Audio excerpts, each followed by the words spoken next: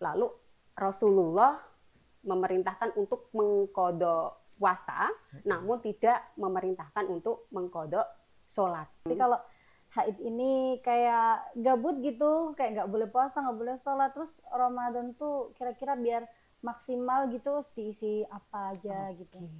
La yamsuhu illa mutahharun.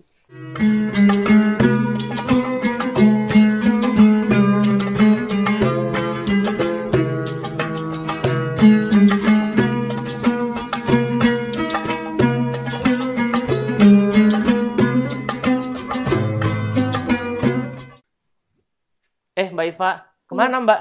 Mau ke Masjid Gede, Ngapain? mau cari takjil lah. Cari takjil. Iya, Kan Mbak Iva haid kan? ya kan nggak apa-apa cari takjil. Kan puasa, meskipun haid tetap puasa. Puasa. Iya, Haid kan nggak boleh puasa Mbak. Gimana Mbak ini? masa sih? Ya kan yang penting nggak sholat. Assalamualaikum. Waalaikumsalam. Ada ustazah. Ini ustazah nggak boleh katanya, nggak boleh puasa kalau haid ya emang ya. Emang toh sudah nggak boleh puasa. Emang haid puasa. Iva lagi haid Iya, dan lagi puasa juga. iya kan malu gitu ikut takjil tapi nggak puasa. Berarti ini banyak yang harus diluruskan, Abdan. Nah, gini nih kita tanya ke ustazah nih, Mbak Iva. Oke deh. Iya, memang banyak sekali ya hal-hal terkait haid yang masih jadi pertanyaan di masyarakat ya. Iya, ustazah. Iya. Salah satunya Iva ini yang puasa padahal sedang haid ya.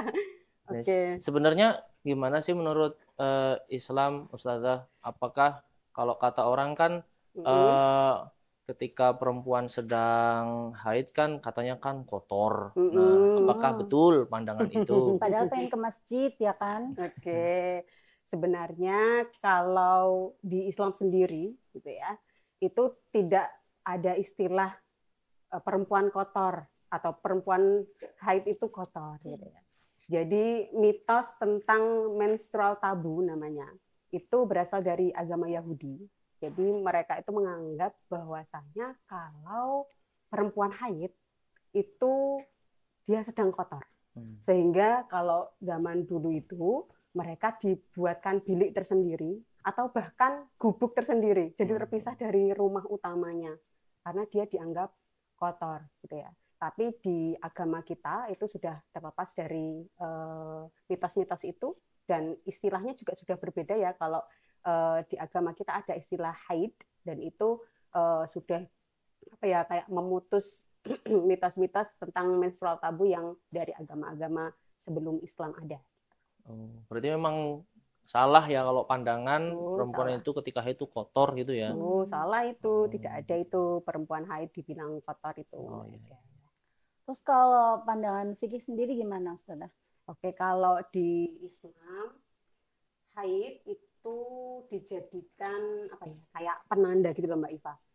Dari yang dulunya belum balik gitu ya. Terus ketika dia haid itu jadi awal dia dibilang balik, maka sudah jadi mukallaf.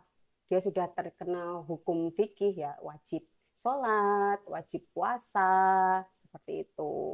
Wajib ya pada umumnya, kewajiban-kewajiban umat Islam pada umumnya. Oh gitu. Jadi sebetulnya Ustazah, sebetulnya hukum puasa bagi perempuan yang haid itu gimana sih? Kalau dari tinjauan fikih gitu ya, memang perempuan haid itu dilarang puasa gitu ya. Tuh nggak boleh tuh. Memang ada satu pendapat yang agak nyeleneh ya, bilang kalau perempuan haid itu boleh berpuasa. Argumen yang mereka jadikan dasar itu adalah bahwasanya dalam Quran yang menjelaskan tentang orang-orang yang diperbolehkan tidak puasa, itu di sana tidak secara jelas menyebutkan perempuan haid dilarang puasa. Ya, dalam Quran surat Al-Baqarah 184 sampai 185 ya. Di sana yang disebutkan itu memang hanya wamangkana maridon, orang yang sakit, au ala safarin ya. Sama orang yang sudah sangat lemah gitu ya. Orang yang sangat lemah itu kan bisa yang udah lansia, udah tua, sepuh banget gitu ya, sudah nggak kuat puasa, atau buat ibu menyusui dan ibu hamil. Nah, itu memang ada diperbolehkan tidak berpuasa gitu ya. Tapi di ayat itu memang tidak menjelaskan wanita haid tidak boleh puasa gitu loh. Nah, cuma semata-mata pakai dalil dasar itu saja gitu loh yang membuat mereka berpendapat bahwasanya boleh kok orang haid puasa. Siapa bilang enggak gitu. Kalau pura-pura juga nggak boleh. Kalau pura-pura biar dapat takjil, tidak apa-apa. Kalau pura-pura kan berarti tidak puasa beneran ya. Ya, kan tadi bawa mukena biar kelihatan. Iya, jadi sekarang kita itu memang war takjilnya, gitu ya. Selain sama orang-orang yang haid tidak puasa tapi ke masjid untuk mencari takjil gitu ya. Tapi sama-sama orang nonis juga kan sekarang mereka sebelum asar mereka udah geruduk gitu ya, pada beli takjil sehingga malah pada kehabisan kalau yang orang-orang Muslim itu pada mau beli takjil kan? Ya, tapi nggak apa-apa itu kita bersatu di tempat takjil. Iya, nggak apa-apa itu. Siapa tahu dengan beli takjil dapat hidayah. Ini untuk pedagangnya juga kan. Oh iya betul sekali. Oh gitu, Ustazah. Jadi nggak boleh puasa ya, dosa ya Ustazah ya. Iya dosa. Dan memang kan ketika kita itu menghukumi sesuatu gitu ya, itu tidak boleh parsial ya. Hanya melihat ayat itu saja gitu ya, tapi tidak melihat hadis-hadis yang lain. Padahal kan banyak sebenarnya, nggak banyak juga sih, ada beberapa hadis gitu ya yang menjelaskan secara jelas bahwasanya wanita haid itu tidak boleh berpuasa gitu. Meskipun dalam ayat Al-Qur'an ketika dicari memang Allah tidak menyebutkan secara sharih gitu ya, perempuan yang haid dilarang puasa. Jelas gitu, tidak ada memang. Tapi ada beberapa hadis, misalnya hadis dari Aisyah yang diriwayatkan oleh Imam Muslim ya, mengatakan bahwasanya Aisyah berkata, kami dulu juga haid ya. Lalu Rasulullah memerintahkan untuk mengqadha puasa, namun tidak memerintahkan untuk mengqadha sholat. Nah, itu kan jelas ya, berarti wanita haid itu tidak puasa. Sebagai gantinya dia harus mengqadha di hari lain di luar bulan Ramadan seperti itu. Oh, begitu. Lalu ada hadis lain juga ketika ada perempuan datang pada Rasulullah bertanya, Rasulullah apa sih yang dimaksudkan dengan wanita itu kurang akal? Nah, Rasulullah kan jawabannya, bukankah wanita itu ketika haid tidak melakukan puasa dan tidak melakukan sholat gitu ya? Itu Rasulullah balik bertanya, tapi bukan bertanya mencari jawaban, tetapi itu cuma retorika ya, buat mengatakan bahwasanya, lah kan memang kalau haid itu kamu nggak sholat toh, kamu nggak puasa toh, gitu. Itu jadi dasar bahwasanya perempuan haid itu tidak boleh puasa. Oh gitu. Kalau tidak boleh sholat gitu ya. Iya betul. Kalau menurut fatwa Tarji sendiri gimana Ustazah terkait dengan ini? Kalau di dalam putusan Tarji juga sudah disebutkan di sana jelas ya bahwasanya perempuan yang haid itu adalah manik atau terlarang gitu ya. Jadi bukan sekedar rukhsah. Kalau kita berpergian, terus kita sakit, itu kan boleh tidak puasa ya. Iya. Dan kita bisa mengganti di hari lainnya, cuma kita dikasih pilihan kan. Iya. Kalau kuat puasa, kalau tidak kuat ya tidak apa-apa, dikasih rukhsah. Tapi kalau perempuan haid tidak, dia adalah sifatnya sebagai mani atau penghalang. Yang namanya penghalang itu ya sudah tidak boleh apapun alasannya. Seperti itu. Ustazah, kan kalau haid kan nggak boleh sholat, nggak boleh puasa. Iya. Nah, kalau istihadah kan boleh sholat tuh, tetap keluar darahnya, tapi boleh puasa nggak? Oke, kalau darah istihadah, jadi perlu dipahami dulu ya. Darah istihadah itu seperti keluarnya darah ya, seperti darah haid, tapi dia tidak di waktu seperti biasanya kita haid. Jadi perempuan kan punya siklus haid ya, Iva ya. Jadi misalnya dia haid tapi keterusan sampai sebulan, 2 bulan, berarti itu kan sudah di luar dari siklusnya. Nah, maka hari-hari di luar siklus dia haid itu disebut dengan darah istihadah. Gitu ya. Siklus kebiasaan masing-masing iya, gitu betul. ya. Kan tiap perempuan pasti sudah tahu siklusnya ya. Kalau misalnya telat 1 hari saja itu kan sudah kerasa badan capek dan lain sebagainya, ya kan. Nah, kalau darah istihadah itu dia keluar terus padahal tidak dalam siklus haid, gitu ya. Nah, itu karena masuk ke dalam golongan darah kotor ya, maka atau darah penyakit gitu ya, itu tetap wajib untuk berpuasa. Sama halnya dengan sholat. Ya, maka untuk kewajibannya ya sama seperti perempuan yang suci gitu atau perempuan yang sedang tidak haid seperti itu. Oke, berarti tetap boleh puasa ya Ustazah ya? Iya, Mas. Bukannya boleh, tapi wajib. Oh iya, wajib. Bukan masalah Wajib, boleh. iya. Banyak yang tanya tentang itu ya di masyarakat ya, bahwasanya mereka masih kebingungan gitu loh. Ini saya istihadoh gitu ya, karena dia haid tapi bukan dalam siklusnya, berarti kan darah penyakit itu tadi, tetap wajib puasa seperti itu. Oh gitu. Mm-mm. Iya sih Ustazah. Jadi kalau lagi haid gini kan, kalau istihadah kan boleh puasa dan lain-lain. Tapi kalau haid ini kayak gabut gitu, kayak nggak boleh puasa, nggak boleh sholat. Terus Ramadan tuh kira-kira biar maksimal gitu diisi apa aja gitu.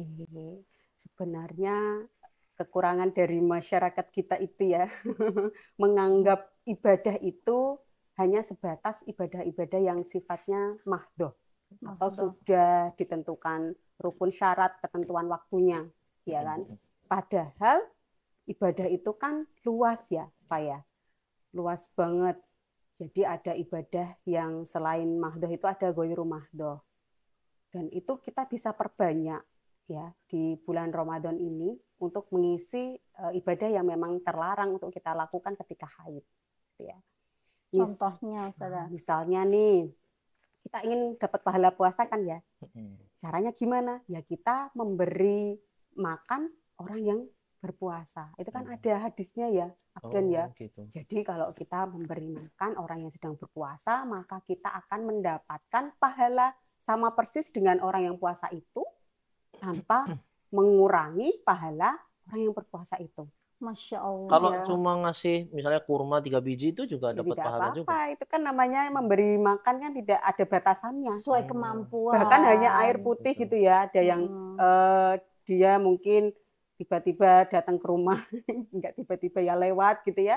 Ternyata sudah beduk maghrib, ya dia tidak membawa takjil, terus kita menawarkan untuk takjil hanya air putih membatalkan puasanya, itu tidak apa-apa, itu juga pahalanya sama. Berarti kalau kita ngasih ke satu masjid misalnya berarti dapat pahala orang satu masjid dong. Betul sekali. Wah. Kalau kita mau dapat pahala yang banyak, ya itu tadi memberi makan orang berpuasa sebanyak-banyaknya. Makanya kalau pas puasa gini kan banyak ya yang memberikan takjil gratis, baik itu di masjid-masjid maupun di pinggir jalan. Kadang ada yang ngantong kayak gitu ya.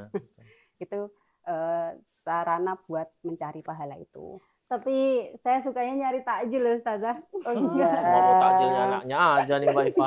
Besok harus naik kelas Iva. Amin. Kalau sekarang mencari takjil, besok pemberi takjil. Amin. Nanti saya yang dapat. Alhamdulillah. Aja. Oke, itu selain itu juga bisa menyiapkan sahur, menyiapkan buka puasa untuk keluarga, itu kan juga sebuah pahala. Bahkan ketika hanya senyum saja gitu ya, daripada kita ketemu orang merengut, itu kan hati kita nggak enak ya. Nah, maka kita berikan senyuman, itu kan juga bernilai sedekah kan. Pas tabasumuka ila ahika sodakoh.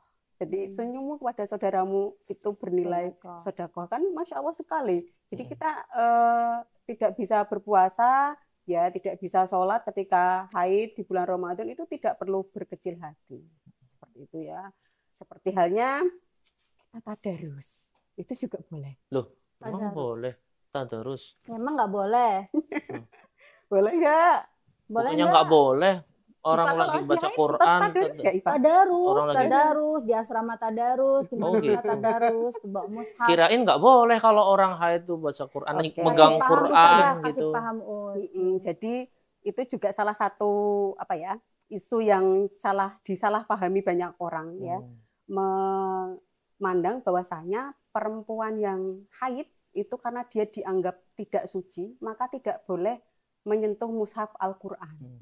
Nah, sebelumnya saya mau jelasin dulu gitu ya, argumen mereka itu apa sih gitu loh, yang menjadikan mereka itu berpendapat bahwasanya orang yang sedang haid itu tidak boleh membaca Al-Quran ataupun hanya menyentuh mushaf saja tidak boleh. Itu berdasarkan Quran surat Al-Waqiah ayat 29 ya. yang bunyinya a'udzubillahi minasyaitonirrajim la yamsuhu illa mutahharun. Jadi la yamassuhu tidak atau jangan menyentuh Al-Qur'an gitu ya. Illa mutahharun, kecuali orang-orang yang disucikan. Nah, dari argumen atau dari dalil itu ya, mereka berargumen bahwasanya orang yang haid karena mereka menganggap itu tidak suci, dia sedang dalam keadaan tidak suci, maka tidak boleh menyentuh mushaf. Padahal yang dimaksud di ayat tersebut itu sama sekali bukan seperti itu. Ya. Berarti amalannya apa lagi Ustazah? Selain tadi kan baca Quran tuh boleh. Nah, selain itu apa lagi? Tadi ya, jadi selain menyiapkan buka puasa, memberikan makan orang puasa, lalu membaca Al-Quran, kita juga bisa memperbanyak zikir. Nah, itu ya. Jadi, iya, zikir itu kan juga bisa dilakukan dimanapun, ya, kapanpun, dan itu ringan gitu loh. Bisa disambi, misalnya kita sedang masak nih, Pak, ya, sambil berzikir, Allahu Akbar, itu kan juga bernilai pahala. Jadi pahalanya double-double, kita memasak untuk orang berpuasa sambil berzikir gitu ya. Nah, itu juga ladang pahala. Jadi jangan takut nanti Ramadan kita jadi kering gitu ya. Hanya karena kita haid jadi harus meninggalkan puasa dan sholat, meskipun harus mengganti di hari yang lain gitu ya. Dan yang perlu diingat, yang diqadha itu hanya puasa saja ya. Jadi kalau sholat itu tidak perlu dihitung berapa kali meninggalkan sholat duhur, sholat asar gitu ya. Itu tidak perlu diqadha karena tadi hadis dari Aisyah ya, bahwasanya Rasulullah itu memerintahkan wanita yang sedang haid untuk mengqadha puasa, tetapi tidak diperintahkan untuk mengqadha sholat seperti itu.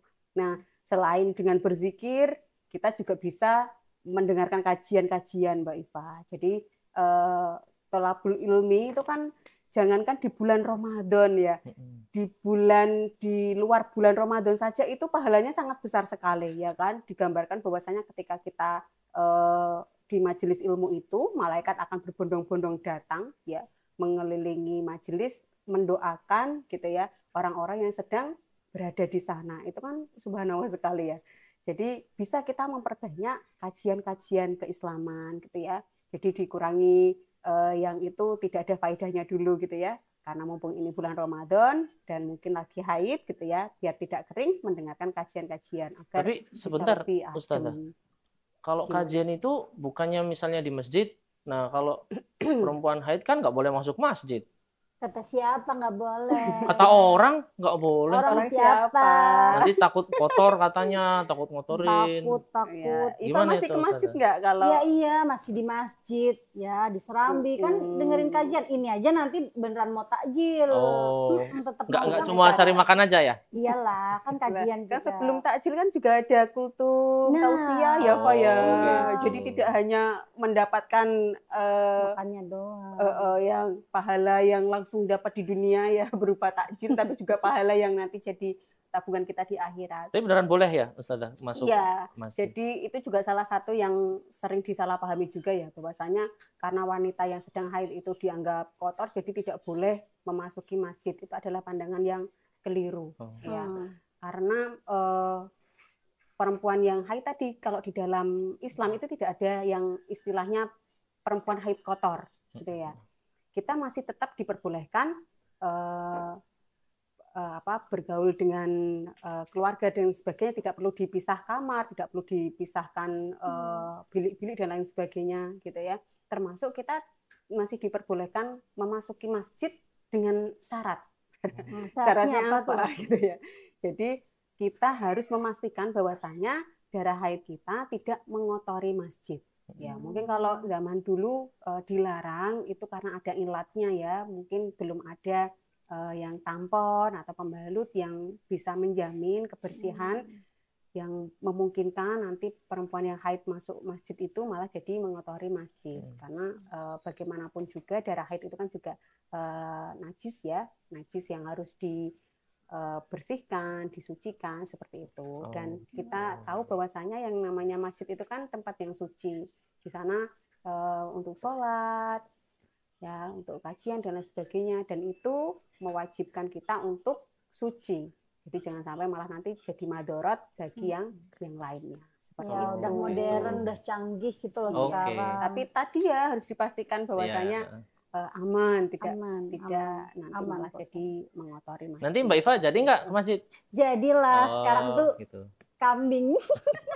Jadi sudah menghafalkan menunya ya Iya Pak ya. dong, Oh. udah saya. Nanti saya dibagiin ya. Nih ambil sendiri lah. Iyalah. Iya, Wah, sendiri. pelit nih.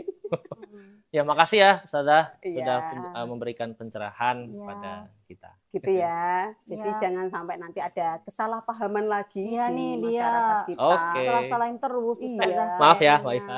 Maaf ya, sama-sama. Oh, gitu dong yang aku dari tadi sepertinya rame mulu. Iya. Sekarang sudah dicerahkan sama Ustazah. Oke, jadi itu ya, meskipun di bulan Ramadan itu perempuan haid itu tidak boleh puasa dan sholat, bukan berarti dia kering Ramadannya, tidak semarak gitu ya. Karena ternyata banyak sekali ibadah-ibadah lain ya yang sifatnya ghairu Ramadan itu untuk dikejar. Oke. Ya, zikir, Semangat Mbak Iva, senyum. semangat ya. Iya, Senyum sudah. senyum. Meskipun jangan senyum-senyum sendiri ya. Ya enggak lah. Tuh kan mulai lagi Ustazah, itu mengulangi puasa enggak ini? Aduh, enggak Iya. lah. Kan cuma bercanda. Ah, iya ya bercanda. Ya. Ya udah Ustazah, saya duluan ya. Udah ini kayaknya nanti dapat makannya doang kalau kajiannya nggak dapat. Oke, hati-hati Mbak. Ya, udah, Ustazah. Assalamualaikum. Salam. Baik. Ya, assalamualaikum Hati-hati, Ustazah. Pak. Ya.